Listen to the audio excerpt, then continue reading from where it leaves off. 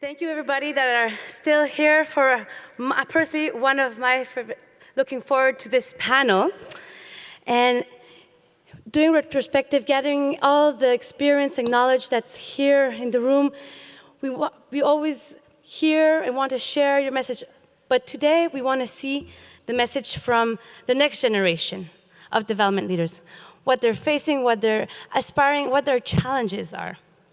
So for this panel, we're going to have a very dynamic format, non-traditional, called daisy chain format. So we have 7 panelists, and I think we'll have the slide of the 7 panelists that are going to talk to us about their perspective of what, as an emerging leader, of future global development challenges and what trends and challenges are towards strengthening the civil society work that they're engaging in. So we will have Sebastián Vielmas, member of Civicus Youth Action Team, Lacey Wilmot, she's on CAS Executive Council, Lays Burrell Harangiri Mana, founder and youth building in Synergy to End Poverty, Debbie Obushu Akiesha, Oxfam Canada Youth and Community Outreach Director, Simone Cavano, Executive Director of Pivot International and on Prime Minister's Youth Council, David Marchessault, Director of International Programs at WaterAid Canada, and Sadie Phoenix-Lavoie. She's National Executive Representative of Circles of First Nation, Métis, and Inuit students, also as Representative Indigenous Youth Leader. So just to give you an overview how we're going to do this panel, we're having our lucky 7 number panelists interview each other. So we'll have one interview, 5 minutes, and they're going to take turns to interview each other. So it's really for them to experience and to share their experience and their challenges. And I invite you to hear their message and support each other in this next generation of development leaders. So now I will ask Debbie to come to the stage. Where's Debbie? There you are. Debbie Obushu Achia is current Oxfam Canada's Youth and Community Outreach Officer. She's completing her master's degree at the Norman Paterson School of International Affairs at Carleton University, where she majors in international development. And she's been 7 years doing a lot of coordinating volunteer and public engagement. And she's also was the president of the Ottawa Oxfam's chapter at Carleton University. And Debbie will be interviewing David Marchessault. So I'll ask David also to come to the stage. David Marchessault holds a PhD from the University of Toronto with research in international development and the relations between participants, organizations, and global development agenda. His focus on East and West Africa has yielded extensive fieldwork in countries such as Sierra Leone, Ethiopia, and Rwanda. As mentioned, he's Director of International Programs at WaterAid Canada. So the stage is yours. Please engage, and looking forward to this interview. Thank you. This isn't awkward. Not at all. All right. Hello, David. How's it going? Good. Good. Thanks for surviving the first date, everyone. All right, ready? Ready? It's like a first date. I know, in front of 100 people. All right, let's do this. Let's do this. So first question, in today's world, how can civil society be more innovative in its engagement with governments, the public, and each other? So, small question, right? Okay. And we had some wonderful panelists this afternoon talk about this. And I'm going to use a quote or a saying, kind of go with the flow.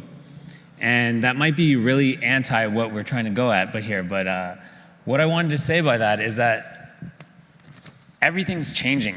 We're constantly changing the environment that we're working in. And the definition of civil society has been changing. And the roles and responsibilities that we inherit as part of civil society are changing. The way that we educate individuals, the way that we inform, the way that we advocate, the way that we execute is changing. And those roles and responsibilities are inherently important.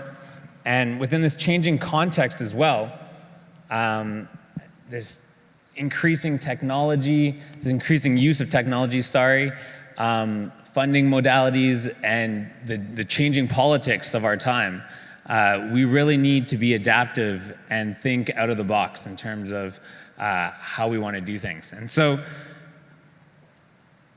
we talked about creative collaboration and being critical and really challenging the norms, in my opinion, is what is needed through innovative channels, through cross-collaboration, through not thinking within silos. I know it sounds very generic, but really embodying this understanding that in order to achieve positive outcomes wherever we want them to be, we really need to think and work together. Awesome. So you ready for question 2? I hope so. What is it? Okay. What inspires you to look beyond major challenges in pursuit of a stronger civil society? That is not the question. But. I thought it was. No. I looked twice. What inspires me was the question. Oh. But I can answer either. Okay. Whew.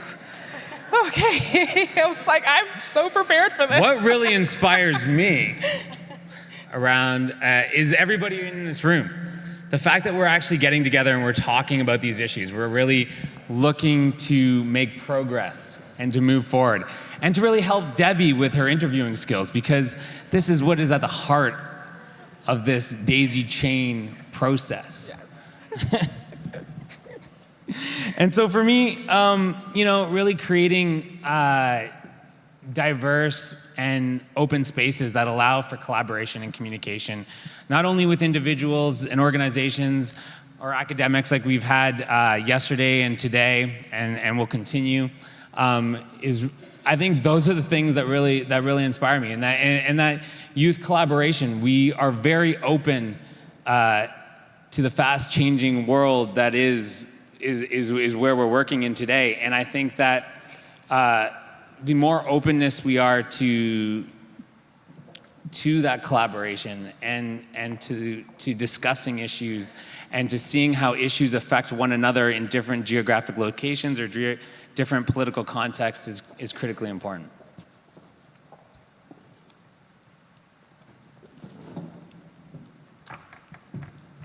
Thank you, David. Thank you for that. Now we know what inspires you and what strategies.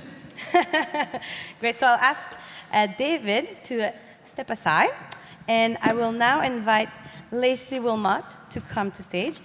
Lacey is a development practitioner, researcher, educator, and consultant, currently completing a PhD in geography at the University of Waterloo. Her research examines the intersections of HIV/AIDS and natural disasters governance through a feminist lens in Southern Africa. And Lacey serves as a member of the CACIT Executive Council. So I ask her to come to the stage. And she will interview Debbie. So David spoke a lot. Now it's your turn. Thank you. Hi, Debbie. Hello. Now you're in the hot seat. Yes, I am. Okay, so some similar questions to David, but some different perspectives here, I'm sure. What inspires you to look beyond major challenges in pursuit of a stronger civil society? Yeah, so I think with that question, I feel like it's important for me to identify what challenges I see within the civil society that I engage with the most. And so just to give you folks a little bit contextualization, I'm a person who is of Ghanaian descent, and so a lot of the work that I do is within a lot of Afro-Caribbean spaces and with like Ghanaian diaspora here, but in the context of like a Canadian idea of civil society. So just to start off with, I think one of the biggest challenges that is happening right now, and we're seeing it, is this like rise of hate that's being used a lot in the media, and this whole idea of like state isolationism, growing sentiments of like anti-immigration, and very coded racist language that's being used by political officials and political parties. The thing for me that I find most scary about these challenges is that they are very, very careful to use divide and conquer tactics to serve their purpose. And I think for me, what inspires me the most, or what I feel like it's important to challenge these things, is to actually confront them head on. And I do that in the work that I do with Oxfam, but also my own personal activism. In some ways that I've seen this happen, even in the city, is just unified people who are coming together and doing political action to combat these attitudes. And things have happened here recently. In the city, we had a anti-racism rally at the US Embassy that's not that far from here. And the reason why I thought that was one of the most inspiring examples of confronting these issues is because you saw grassroots activists working with nonprofits, with unions, with people who worked in the government to take a stance against this thing that is trying to divide and conquer us. And if that's not inspiring, I don't know. I don't know what else is.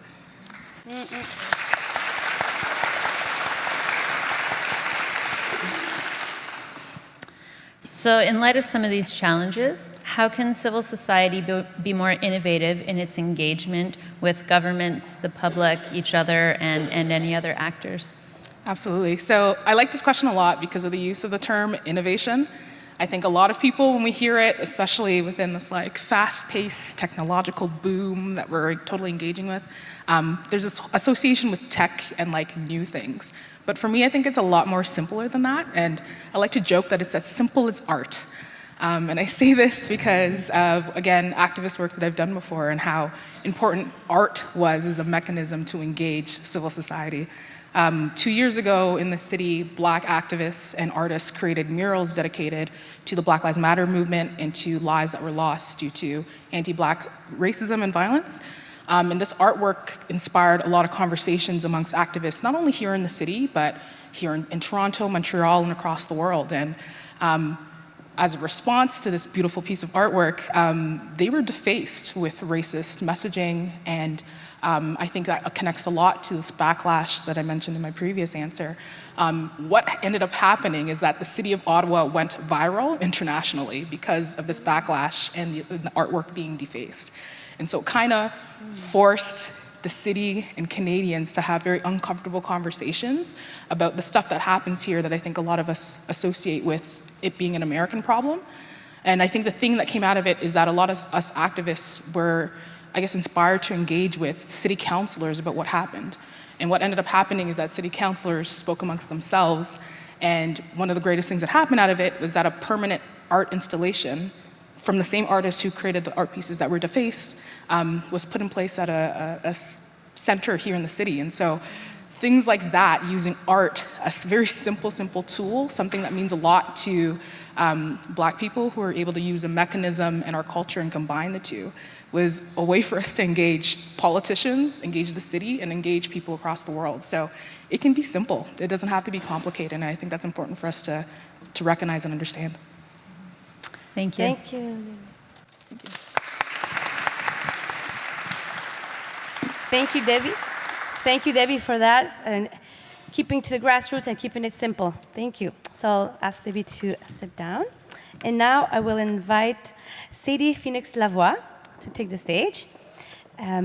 Sadie Phoenix is an Indigenous youth leader, national executive representative of the Circle of First Nations, Métis, and Inuit student, and co-founder of Red Rising magazine, as well community coordinator with Waniskatan Hydro Alliance of Impacted Indigenous Communities. Welcome to the stage.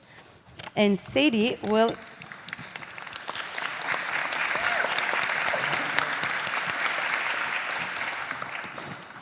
Sadie Lavoie will interview Lacey. All right, your turn. Okay, first question, pretty much the same, actually exactly. So what inspires you to look beyond major challenges in pursuit of a stronger civil society? I think I'll answer this question in two parts. The first part of which deals with dialogue. I think we've seen an increasing space for multi-sector and multi-actor dialogue, whether that be through engagement around the Sustainable Development Goals and input for that, and soliciting inputs for our Canadian Development Assistance Policy, events like this, the Next Generation Collaboration Program, including the database, which I'm really excited to check out when I get off the stage.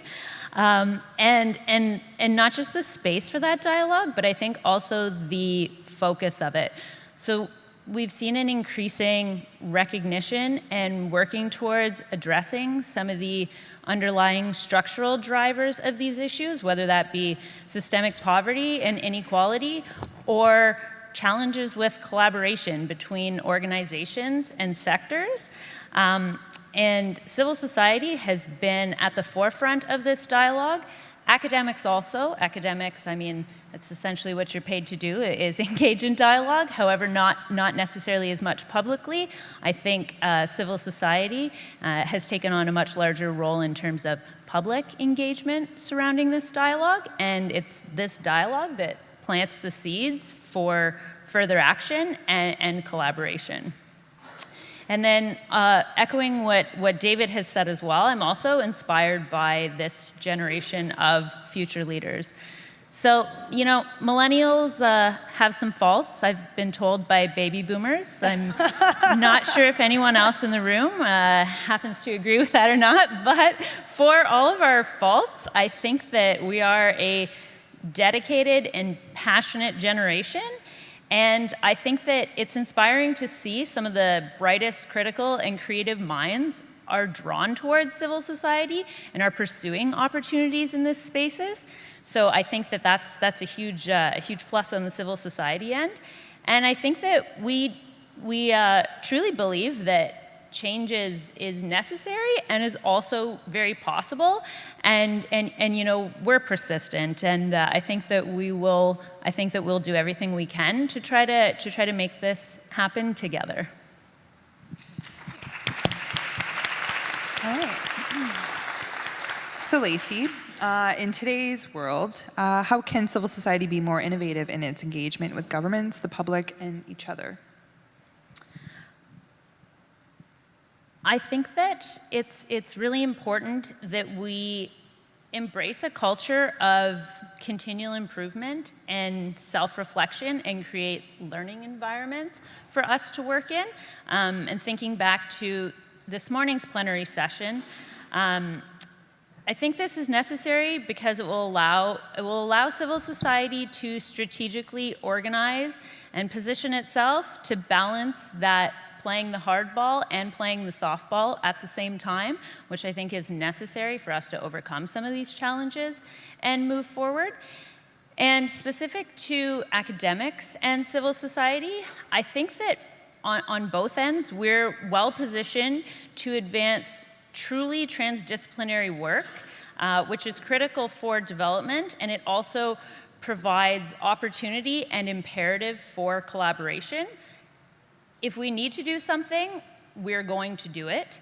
And we do need to be transdisciplinary. Issues are no longer bounded by space, by time, by populations. We need to be breaking down some of these silos, also as David mentioned. And to make this work, to make transdisciplinarity work, we do absolutely have to engage and collaborate. So I think that embracing that spirit will be an opportunity for us to move in that direction. Thank you. Great, thank you. Thank you, Lacey. Thank you for that. Now we know there's lots of opportunities for public engagement officers, as it seems that the next generation is very dedicated and engaged. So, un terrain à travailler. Maintenant, I will ask Lacey Bruel to come to stage. Apologies. Lacey Bruel. He was born and raised in Burundi. He's a journalist and social entrepreneur. He holds a bachelor's degree in political science and international relations. He also the founder and chief executive officer of Youth Building in Synergy to End Poverty, a nonprofit organization that operates several projects towards helping the most unprivileged people in Bujumbura, Burundi. Welcome, Lise Bruel.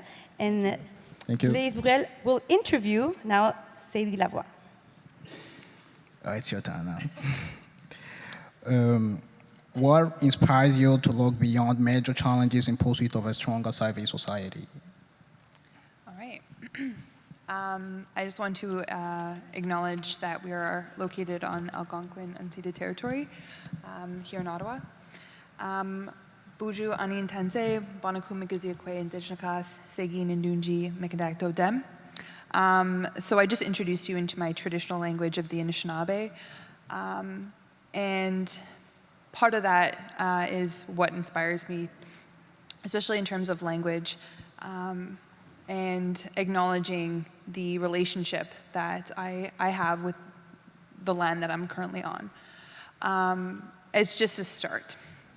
In terms of major challenges and what inspires me to go beyond, I must look at that relationship that I have with the environment. And there is a lot of bureaucracy and there is a lot of challenges in terms of policy restrictions.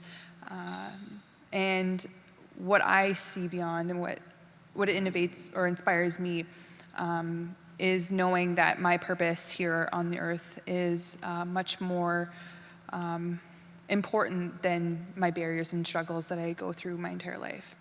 And one of the things is, to acknowledge the struggle that has gotten me to this point.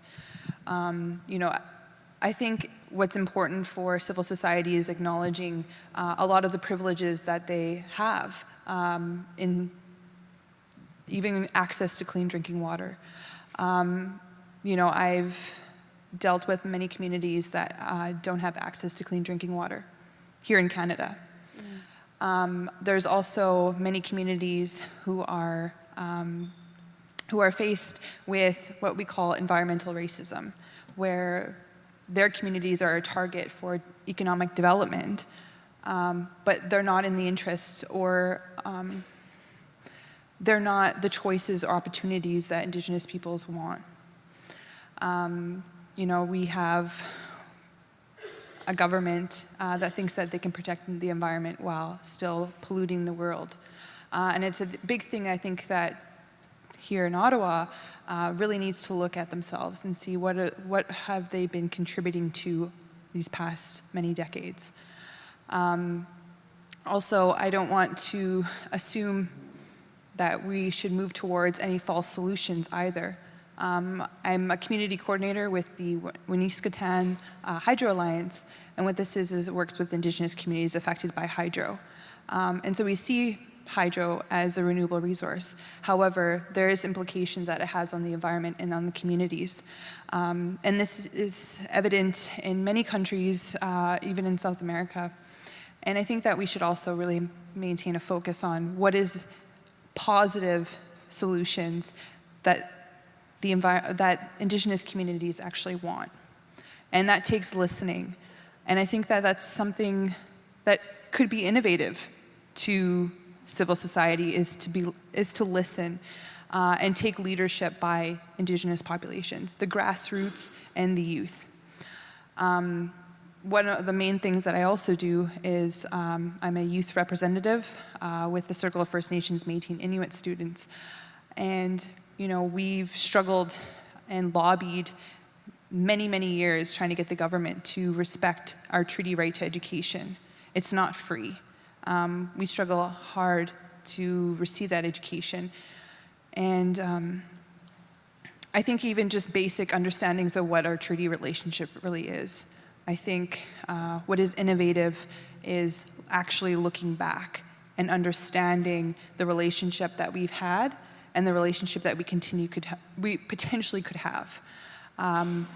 And part of that is respecting or honoring the Truth and Reconciliation calls to action, and also adopting and implementing the United Nations Declaration on the Rights of Indigenous Peoples. And my voice as a youth is very powerful within the Indigenous community, and so I want to bring that message forward and to say that we need to be working together towards this in respect of our rights and in respect to what the relationship that we need to have, that the government talks about, but isn't really putting it into practice. Good.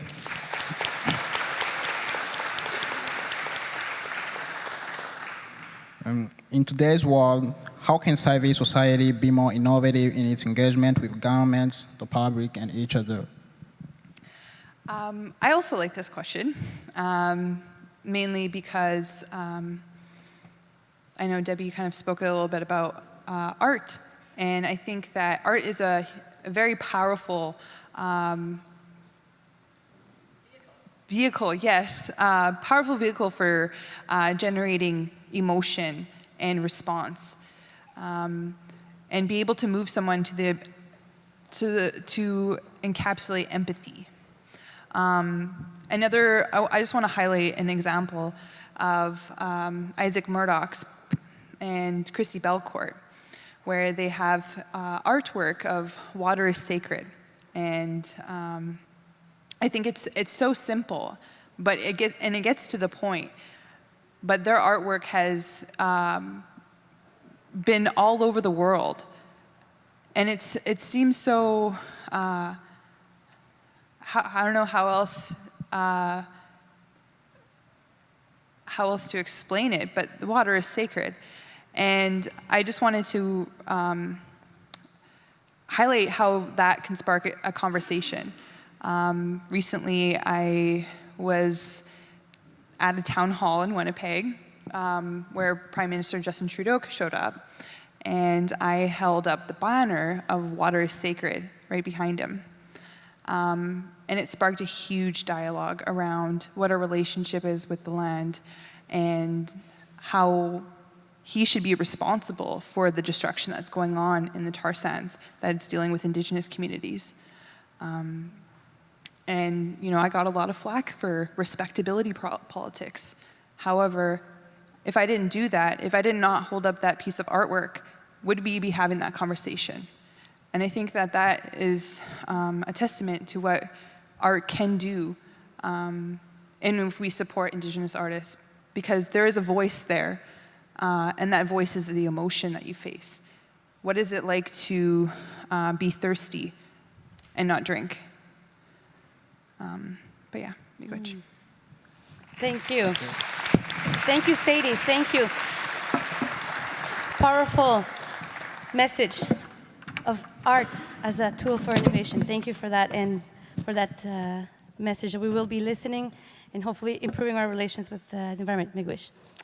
So now, maintenant, Lise Bruel va interviewer Sébastien Vielmas. Donc, je vais demander à Sébastien de venir. Sébastien est candidat à la maîtrise en sciences politiques à l'Université Laval. Il mène une recherche sur la création des coalitions et l'influence sur les politiques publiques des mouvements étudiants au Chili et au Québec, dans les années 2011-2012 spécifiquement. Son engagement social et politique a commencé au Chili, dans son pays d'origine. Et maintenant, Sébastien est membre bénévole de l'Observatoire jeunesse d'Oxfam Québec et de l'équipe Action jeunesse de Civicus. Et Sébastien va interviewer Lise Bruel. Bonjour tout le monde. Bonjour. Je suis très content de parler en français aujourd'hui. Je m'excuse pour ma voix. J'ai pris un rhume. Je suis venu quand même, mais... Merci. Je m'excuse. Donc, la première question, il n'y aura pas de surprise, mais dans la quête d'une société civile plus forte, lorsque vous faites face à beaucoup de défis, qu'est-ce qui vous inspire à les dépasser? Merci beaucoup pour la question. La première chose qui m'inspire, c'est beaucoup plus voir la jeunesse dans le monde aujourd'hui qui est impliquée dans différentes choses. Il y a différentes activités, il y a différents projets qui sont en train d'être menés par la jeunesse pour le moment. Mais aussi, comme vient de le mentionner Lacey, la chose qui m'inspire, c'est cette mission qu'on devait avoir tous, ce qui nous a amenés ici, sur Terre, ce qu'on est en train de faire ici. Ce n'est pas pour nous autres seulement, mais aussi, il faut penser aux autres.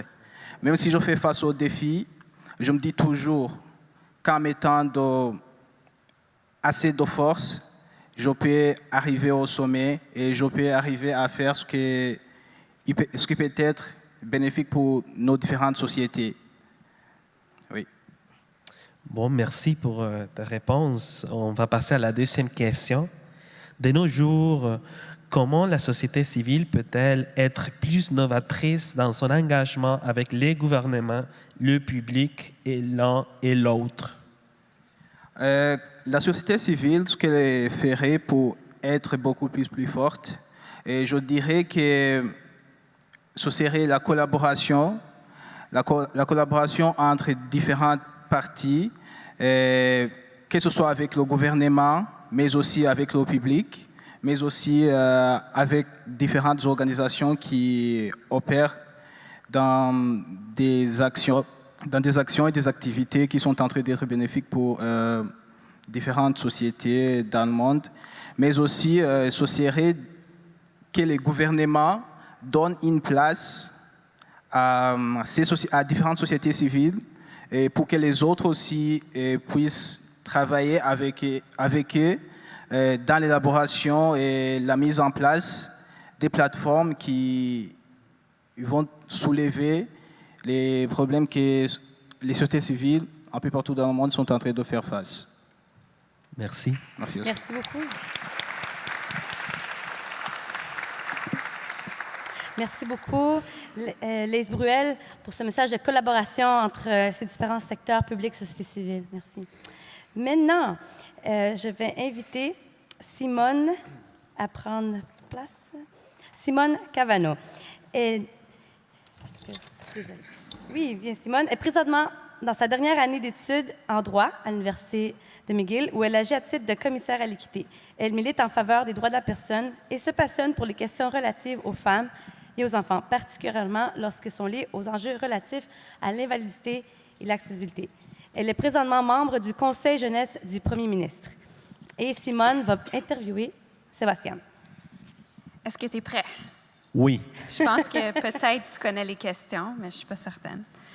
Alors, à votre avis, quelles barrières existent au Canada et à l'étranger qui empêchent la société civile d'influencer avec succès le processus d'élaboration des politiques?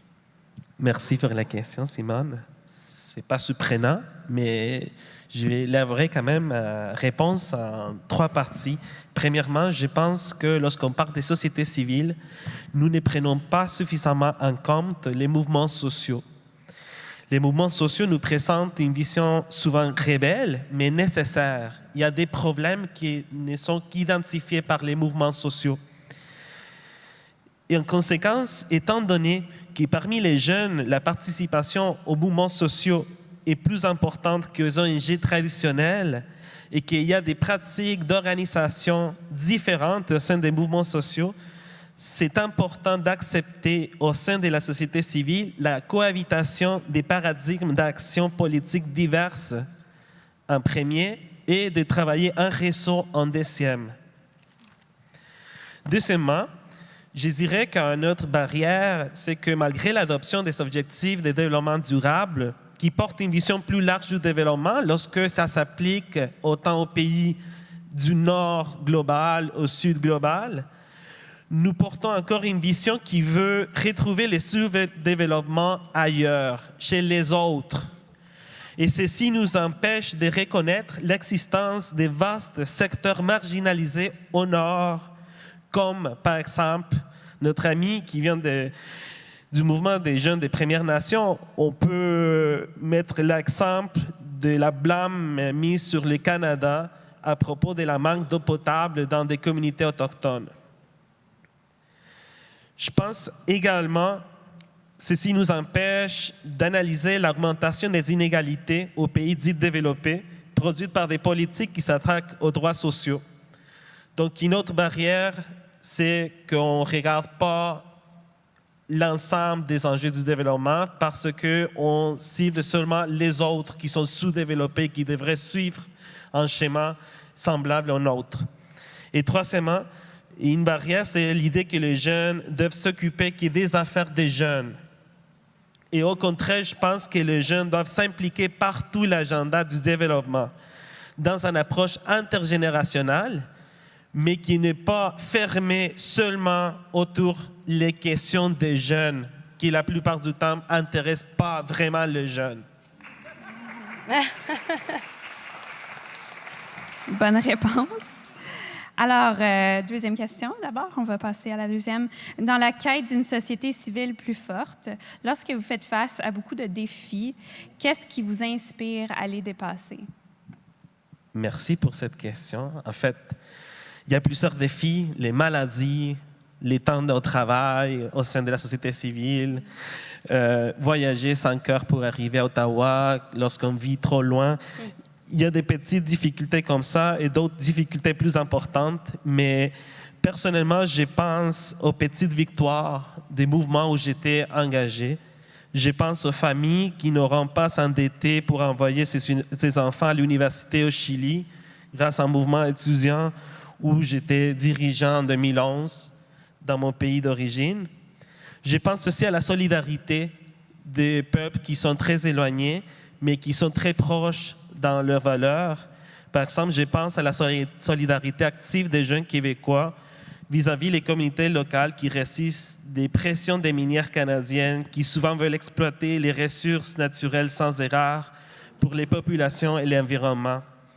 Et finalement, ça m'inspire de penser au potentiel de l'éducation tout au long de la vie.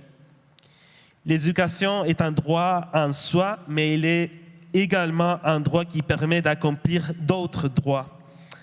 Voilà pourquoi ce qui m'inspire le plus, c'est de me mobiliser et mobiliser d'autres pour les droits à l'éducation publique, gratuite et tout au long de la vie, parce que c'est un droit essentiel. Merci beaucoup, Sébastien. Merci à toi. Merci beaucoup, Sébastien. Et pour fermer la boucle à cette marathon d'entrevue, je demande à David de revenir sur la scène. Et maintenant, David va interviewer Simone. We're going to see if the translators are still awake. On va faire ça en franglais. Non? Un peu. Non? OK. OK, Simone, la première question. Dans la quête d'une société civile plus forte, lorsque vous faites face à beaucoup de défis, qu'est-ce que vous inspire à les dépasser? Donc, justement, la question que j'ai posée à Sébastien, je crois que ma réponse est un peu similaire. Donc, je vais commencer avec un peu de contexte. Je travaille dans le milieu des personnes en situation de handicap. C'est une chose que je fais à travers plusieurs, en fait, là, mais je vis moi-même avec une condition qui me cause la douleur chronique. Et à cause de ça, j'ai été en chaise roulante pendant plusieurs années, pendant mon enfance. Donc, j'ai une perspective assez particulière dans ce domaine-là. Dans cette communauté de personnes en situation de handicap, les voix sont souvent sous-représentées. C'est des gens qui n'ont pas l'accès pour même rentrer dans la salle qu'on est aujourd'hui, qui ne peuvent pas se rendre physiquement nécessairement. Donc, comment est-ce qu'ils vont faire de l'advocacy? Comment est-ce qu'on va entendre leur voix s'ils ne peuvent même pas être présents, si on ne peut même pas être présent? Donc, il y a plein d'obstacles à surmonter dans notre communauté. Et c'est sûr que c'est décourageant parfois parce que c'est une communauté qui est souvent oubliée ou mise de côté. Mais quand on arrive à surmonter les obstacles, quand moi, je vois une inclusion, une vraie inclusion de cette population-là, une situation, un contexte qui est vraiment accessible, où la réflexion a été faite, ça vaut vraiment la peine. Je vous donne un exemple. J'étais à Ottawa en mars pour la Journée internationale de la femme. Et la façon que la conférence se passait, il y avait une jeune femme en fauteuil roulante qui ne pouvait pas accéder le microphone pour poser les questions. Les microphones étaient posés dans la salle et elle ne voulait pas faire de bruit pour tasser toutes les chaises pour se rendre là. Et en fait, elle ne pouvait pas le faire sans tasser des tables. Donc, elle ne posait pas de questions. Puis, effectivement, on ne pense pas à ça quand on fait un design nécessairement d'une salle ou d'un événement. J'ai dû parler avec l'organisation, plusieurs conversations différentes, et on a fini par trouver une solution accessible qui ne faisait pas non plus centrer sur cette personne-là. « Ah, on fait ça pour vous, madame. » Donc, c'était juste plus accessible en général, un universal design, comme on dit. Puis, dans l'après-midi de cette journée-là, j'étais fatiguée, j'essayais de m'expliquer tout le temps, d'expliquer pourquoi c'était pas accessible, comme toujours. Et finalement, elle a posé une question en après-midi. Puis juste cette expérience-là, je me sentais victoire, tu sais, comme juste une voix qui a été entendue qui n'aurait pas été là sinon. Donc, c'est les petites victoires quand on voit qu'il y a quelqu'un d'inclus qui me donne la force pour le reste.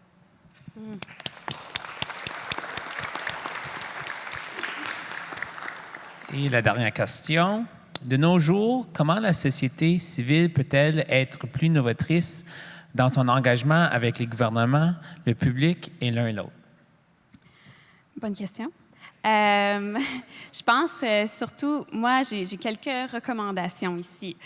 Premièrement, je crois que le format et le concept des conseils jeunesse est super important parce que ça formalise la façon que les jeunes donnent leur influence et leur avis dans toutes sortes de contextes. Donc, vous savez, comme c'est marqué là, ici que je suis sur le conseil jeunesse du premier ministre.